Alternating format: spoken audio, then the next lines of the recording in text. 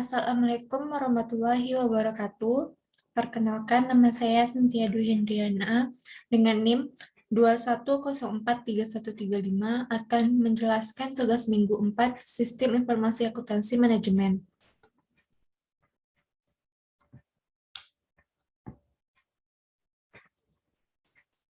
Yang pertama yaitu jelaskan sejumlah proteksi yang Anda terapkan agar terhindar dari computer crime sewaktu Anda menggunakan ATM, digital payment, atau berinteraksi di sosial media. Yang pertama, selalu gunakan security software yang up-to-date. Salah satu cara paling mudah dalam mencegah hacker-hacker dan para cybercrime dalam melakukan hacking dan mencuri informasi adalah dengan tetap menjaga keamanan setiap PC dan juga software dalam PC Anda agar ter-up-to-date. Kedua, buat password yang kuat. Apakah password akun-akun Anda sudah menggunakan password yang kuat? Jika belum, cepat ganti akun-akun Anda untuk mencegah cybercrime. Jika memungkinkan, masukkan campuran huruf kecil, besar, dan angka pada setiap akun agar memperkuat kata sandi. Yang ketiga, install software antivirus. Software antivirus digunakan untuk mencegah, mendeteksi, dan menghilangkan berbagai malware seperti virus, hijackers, ransomware, keyloggers, backdoors, rootkits, dan trojan horse. Selanjutnya, membuat backup data. Sebaiknya pengguna komputer memiliki backup dari dokumen pribadinya, entah itu berupa foto, musik, atau lainnya. Ini bertujuan agar data Anda masih tetap bisa terselamatkan bila sewaktu-waktu terjadi pencurian data atau ada kesalahan pada sistem komputer Anda. Selanjutnya, konsultan keamanan untuk menentukan seberapa amannya bisnis Anda. Cara lain yang bisa Anda lakukan untuk mencegah cybercrime untuk bisnis Anda adalah dengan memiliki konsultan keamanan IT untuk melakukan evaluasi mengenai seberapa amannya bisnis Anda. Selanjutnya, gunakan fitur keamanan untuk website Anda. Hal lain yang bisa Anda gunakan adalah menggunakan layanan SSL atau HTTPS untuk keamanan website Anda dari pertukaran informasi.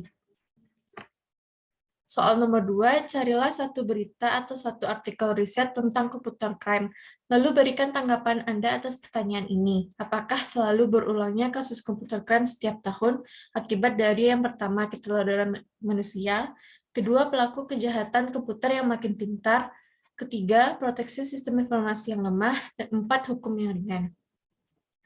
Pada kasus penipuan yang bernama Moneymole, untuk bisa memerangi kejahatan finansial di luar sana, perusahaan memerlukan framework yang efektif yang bisa langsung mengatasi ancaman digital pada saat itu juga.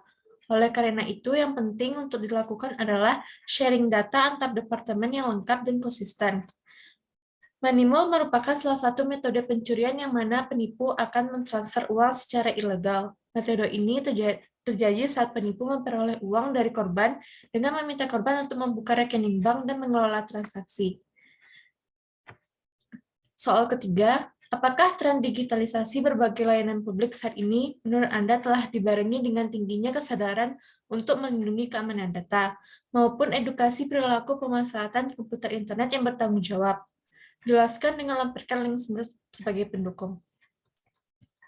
Pelayanan publik merupakan rangkaian kegiatan dalam rangka pemenuhan kebutuhan pelayanan sesuai peraturan perundang-undangan bagi setiap warga negara dan penduduk atas barang, jasa, atau pelayanan administrasi sebagaimana definisi pada Undang-Undang Nomor 25 Tahun 2009 tentang Pelayanan Publik.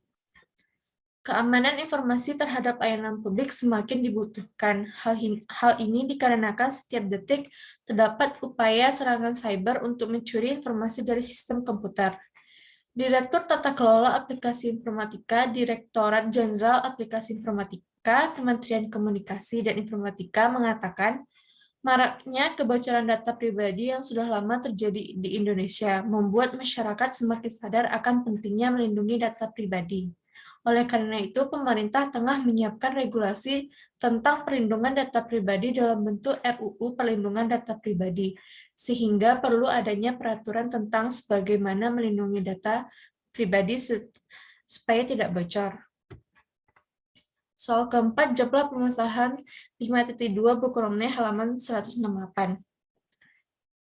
Yang A, fraud atau penipuan. Menurut the Association of Certified Fraud Examiners atau ACFE, fraud adalah perbuatan-perbuatan yang melawan hukum yang dilakukan dengan sengaja untuk tujuan tertentu atau manipulasi memberikan laporan keliru terhadap pihak lain. Dilakukan orang-orang dari dalam atau luar organisasi untuk mendapatkan keuntungan pribadi ataupun kelompok secara langsung atau tidak langsung merugikan pihak lain. Pencegahan penipuan merupakan suatu tindakan atau cara yang dilakukan untuk mengurangi risiko kecurangan dari penipuan yang dilakukan dengan dua kegiatan mendasar, yakni pertama, mengambil langkah-langkah untuk menciptakan dan memelihara budaya kejujuran dan etika yang tinggi. Kedua, menilai risiko penipuan dan mengembangkan respon konkret untuk mengurangi risiko dan menghilangkan peluang untuk penipuan. Deteksi penipuan yakni mengidentifikasi gejala, indikator, atau tanda bahaya yang terkait penipuan, di mana identifikasi gejala penipuan ini umumnya dapat dilakukan baik secara kebetulan atau dengan menyediakan cara bagi orang untuk melaporkan kecurigaan penipuan, maupun dengan memeriksa catatan transaksi dan dokumen untuk menentukan apakah ada anomali yang dapat mewakili penipuan. Investigasi penipuan merupakan suatu penyelidikan dalam rangka untuk menemukan serta mengumpulkan data dan fakta yang dapat digunakan sebagai bukti atas indikasi fraud atau kecurangan.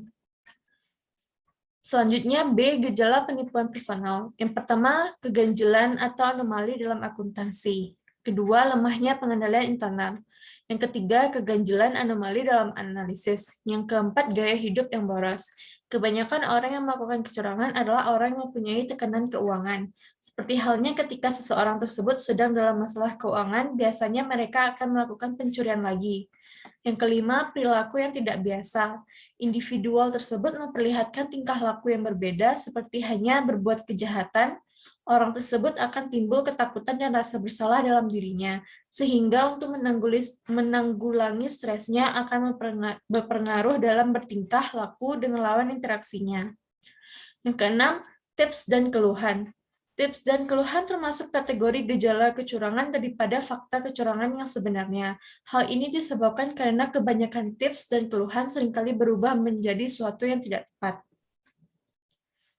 Selanjutnya, C. Dua prosedur mengungkapkan perilaku kecurangan. Yang pertama, Alice harus mengkonfirmasi kembali apakah benar John melakukan transaksi pembelian barang dengan cara mencurangi pemasok melalui faktur yang diberikan John. Kedua, kemudian Alice juga harus meminta bukti pembayaran yang dilakukan oleh John mengenai pembelian barang tersebut. Soal yang kelima, jawablah pertanyaan diskusi 6.2 buku Romney halaman 210. Ada 3 motif orang yang melakukan hacking. Yang pertama, black hat. Para attackers yang menggunakan kemampuannya untuk tujuan kriminal dan cenderung membahayakan kepentingan pihak lain. Pada umumnya, orang-orang yang tergabung dalam kelompok ini adalah orang yang bergerak secara individu atau sesuai idealisme tertentu dan tidak terikat atas kepentingan pihak tertentu. Kedua, grey hat. Para hacker yang memberikan informasi yang diperoleh para hacker maupun para vendor untuk memperoleh imbalan tertentu, kelompok ini dikenal juga sebagai cracker, yakni orang-orang yang tidak memiliki keberpihakan pada pihak manapun dan menjual berbagai informasi yang diperlukan sesuai kebutuhan yang ada. Selanjutnya, C. White hat atau hacker sejati. Orang-orang yang melakukan aktivitas hacking dalam rangka memperoleh informasi tentang celah-celah keamanan maupun kelemahan-kelemahan yang dimiliki untuk diberikan kembali kepada pihak yang bersangkutan untuk disempurnakan kembali. Soal ke-6, jawablah permasalahan 6.1 buku Romney halaman 210. A. Virus komputer adalah program atau aplikasi yang dapat menggandakan dirinya sendiri dan menyebar dengan cara menyisipkan dirinya pada program dan data lainnya. Biasanya, user tidak mengetahui jika komputer yang dimilikinya terjangkit virus sampai salah satu data hilang atau program yang ada di komputer tidak bisa dijalankan. 3 alasan komputer tidak aman.